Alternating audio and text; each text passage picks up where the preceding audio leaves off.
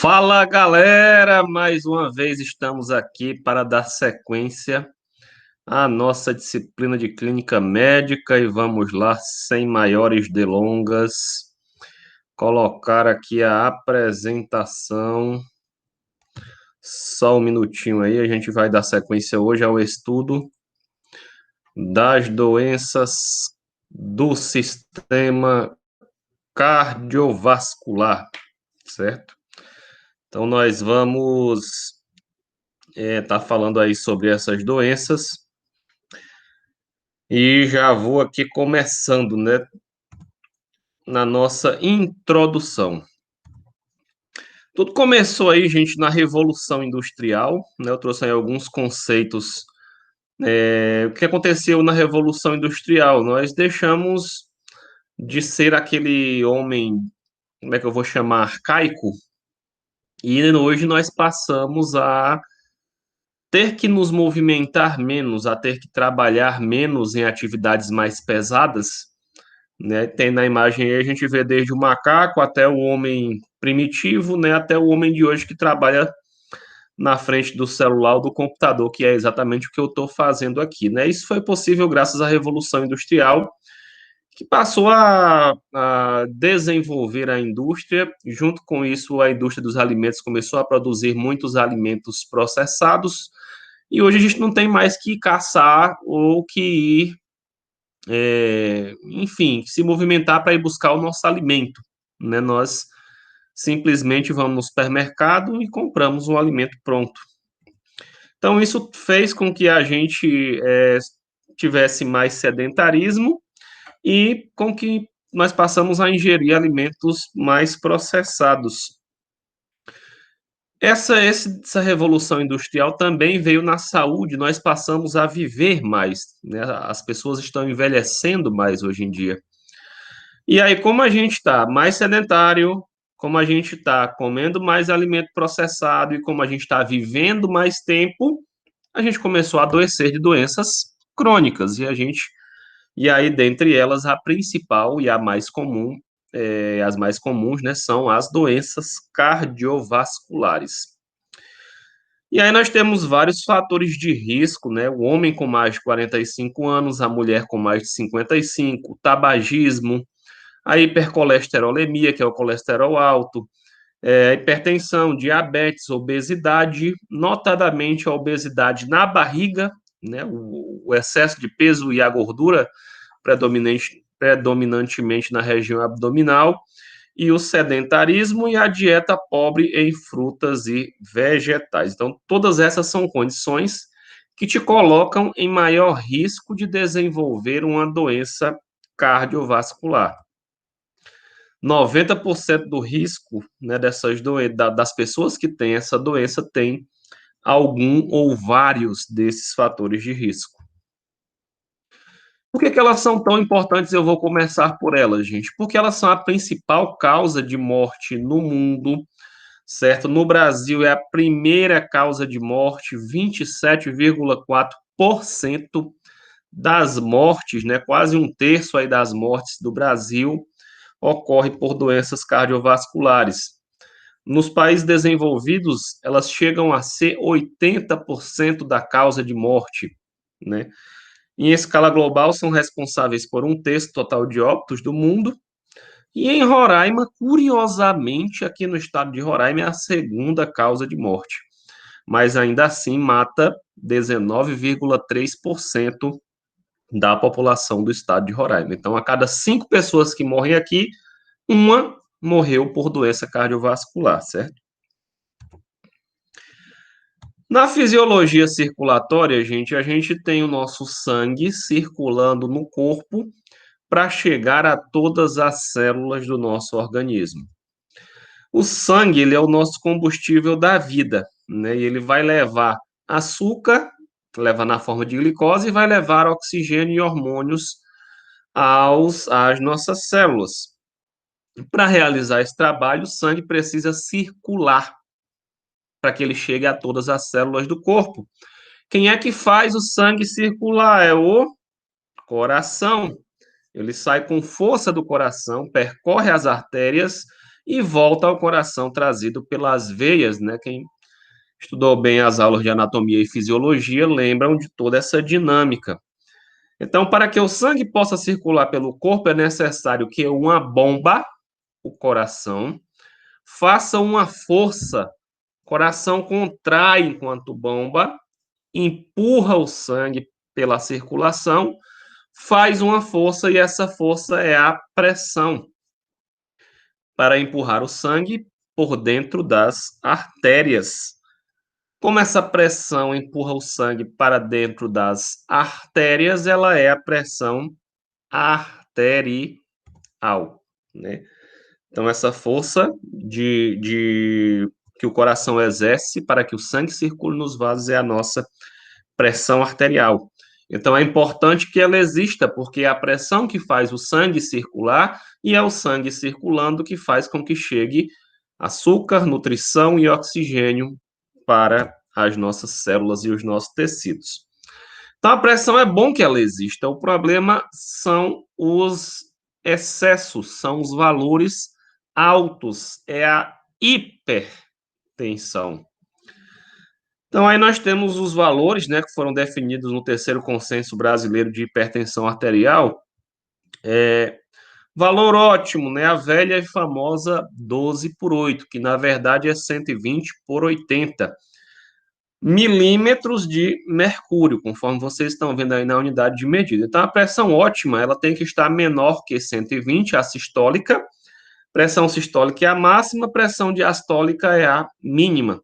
Então, quando a sistólica, que é a máxima, está a 120 e a mínima está a 80, ela está a 120/80 ou simplesmente 12/8, conforme a gente fala.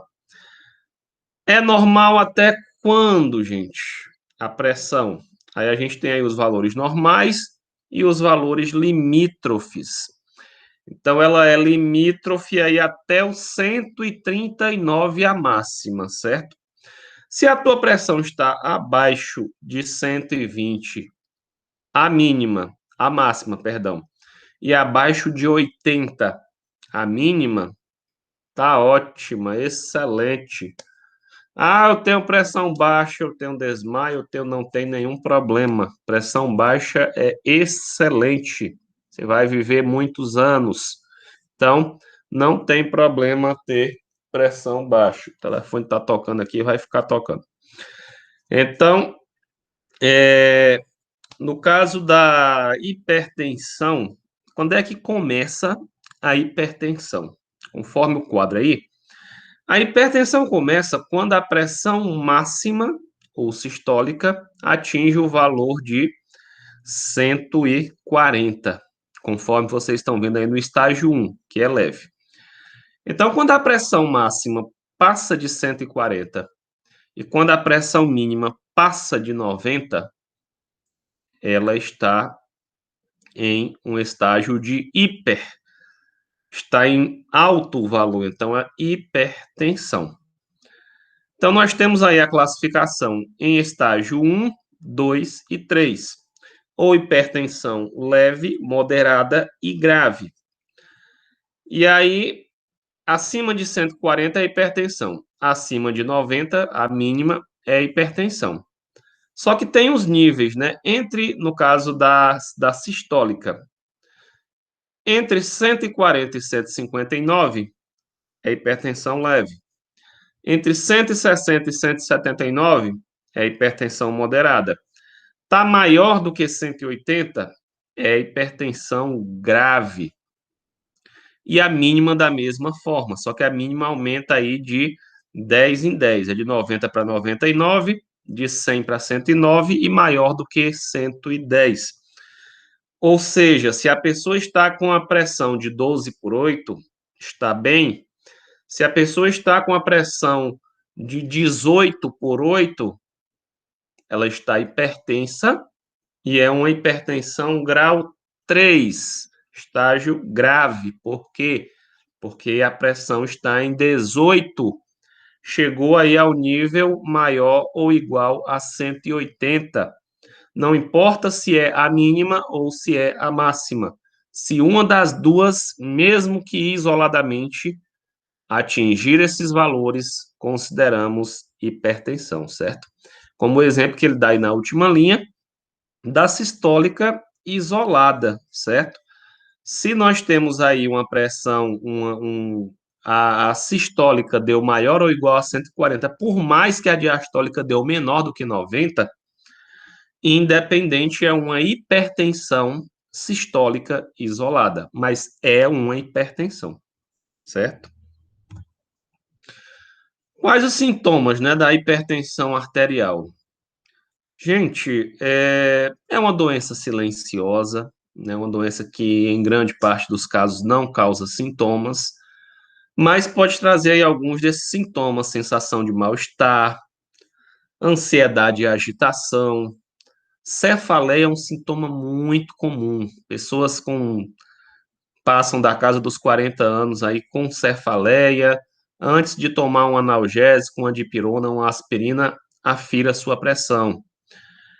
Tontura, visão turva, dor no peito, né, na região precordial, tosse, dispneia, que é a dificuldade de respirar, parestesia nos membros, que é a dormência, né, nos membros, ficar com o membro dormente mesmo, né? E a epistaxe, né, que é o sangramento nasal. Às vezes a pressão fica tão alta, tão alta, tão alta, que o sangue, né, aquela força do sangue batendo dentro dos vasos é tão grande que o sangue extravasa, sai pela mucosa, né, e ocorre esse sangramento muito comum em níveis muito altos de pressão na região nasal. Quais são os bons hábitos que nós podemos ter para evitar ou melhorar os quadros de hipertensão? Manter o peso saudável, praticar exercícios físicos regulares, evitar o consumo de bebida alcoólica e cigarro, evitar alimentos com muito sal e gordura, controlar o estresse, certo? Tudo isso são condições que podem levar à hipertensão ou piorar um quadro hipertensivo. Bebida alcoólica, é necessário diminuir o consumo, né? Então, se puder, não beba de jeito nenhum. Se você é daqueles que gosta de tomar uma, como eu já gostei, está aí a quantidade. Cerveja, só uma latinha. Se for vinho, só um copinho de 110 ml. Se for algum destilado, somente um copo. Olha, a gente não vão exceder os quantitativos. Olha que eu estou de olho aqui, hein? Olha a hipertensão. E as bebidas alcoólicas podem ainda aumentar os efeitos dos remédios que baixam a pressão, né? Podem baixar muito a pressão durante o efeito do álcool. Tabagismo, né? Interessante também abandonar, é outro hábito bom para hipertensão, porque o cigarro, além de causar vários tipos de câncer, ele piora as artérias, né? As nossas artérias, elas têm o poder de fazer vasoconstrição e vasodilatação.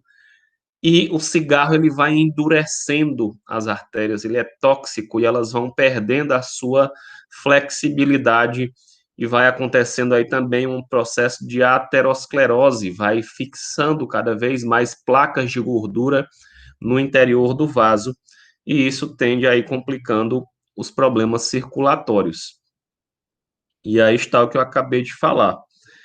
Isso daí é um processo de formação da aterosclerose, né? Dos vasos vão envelhecendo, vão ficando aí cheio de placas, que nós chamamos de ateromas, e a pressão alta causa essas lesões nos vasos.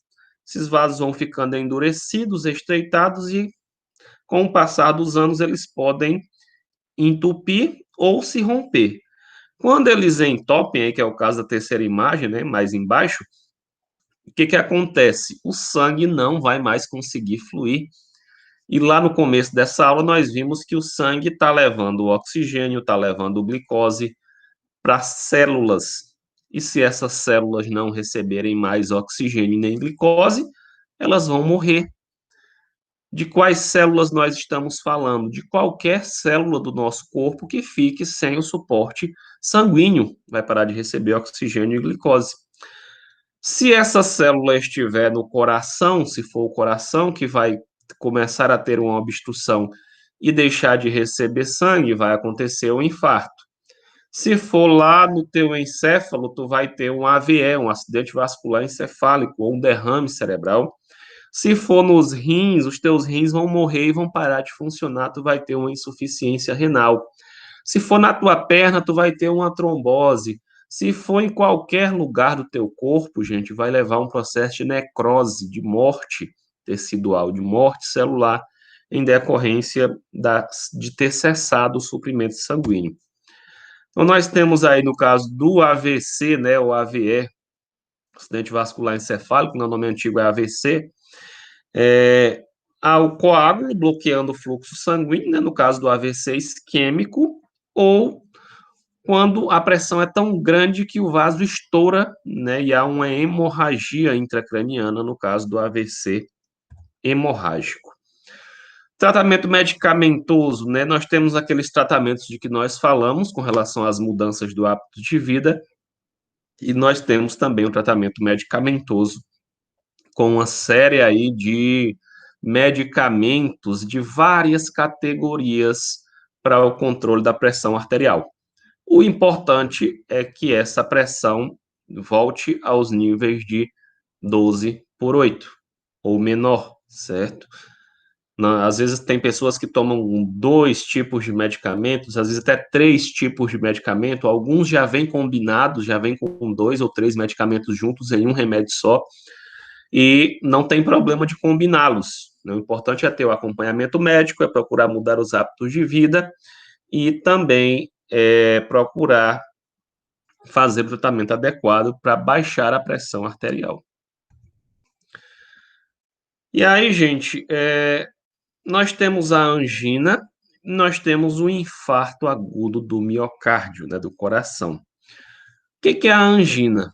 A angina são crises de dor, de queimação ou de pressão no peito. O que causa a angina? Uma obstrução transitória das coronárias. No caso, é quando o suprimento de oxigênio ele é insuficiente para o coração.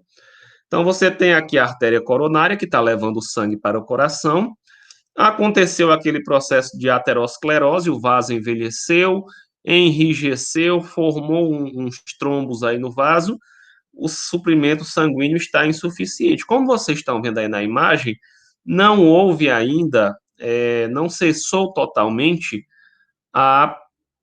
o fluxo sanguíneo, né? Não houve obstrução total. Nesse caso aí, nós temos uma angina, né? Uma obstrução transitória, mas não total. O que acontece nos casos de angina? Dor no peito, né, na região do tórax. Ainda não é o infarto, mas é um aviso para a pessoa se cuidar. O que pode desencadear isso? Um exame, um esforço físico, você comer em grande quantidade, situações de muito estresse, a pessoa tem muito estresse, começou a doer o peito, corra, leve para o serviço de emergência. Exposição ao frio, né, e é uma dor que cessa com o repouso. A pessoa teve essa situação, ela parou, repousou e a dor passou. Ou a pessoa fez uso aí da nitroglicerina, que é uma medicação vasodilatadora, e a dor foi embora. Então, a avaliação das manifestações clínicas, né? Como é que você avalia aí? Através do eletrocardiograma, que é um exame de imagem, né? Um exame do coração, que vai dar os impulsos elétricos do coração. É o médico quem vai fazer a leitura desse exame. Porém, nós realizamos o exame, a equipe de enfermagem. Monitor Holter, né, que é um monitorzinho que vai monitorar a atividade elétrica do coração durante períodos maiores, quando somente o eletrocardiograma não for suficiente, e o cateterismo cardíaco, que é um exame no qual é introduzido um catéter na circulação para visualizar como está aquela circulação por dentro, né? E aí pode ter um tratamento clínico com medicamentos, ou a angioplastia, que é a desobstrução pelo balão ou por um stent, e a cirurgia de revascularização miocárdica, que é a chamada ponte de Safena. Então, na colocação do stent aí, né, junto com o exame que é feito, junto com o cateterismo, você vai fazer a colocação do stent, que é um balãozinho lá que vai chegar, olha lá o local onde há obstrução, e ele vai inflar. Esse balãozinho vai entrar e vai abrir. Logo, vamos supor aqui que o vento que eu vou assoprar é o sangue, ó. Ele conseguiu agora passar onde antes ele tinha dificuldade, né, uma vez que havia ali uma obstrução.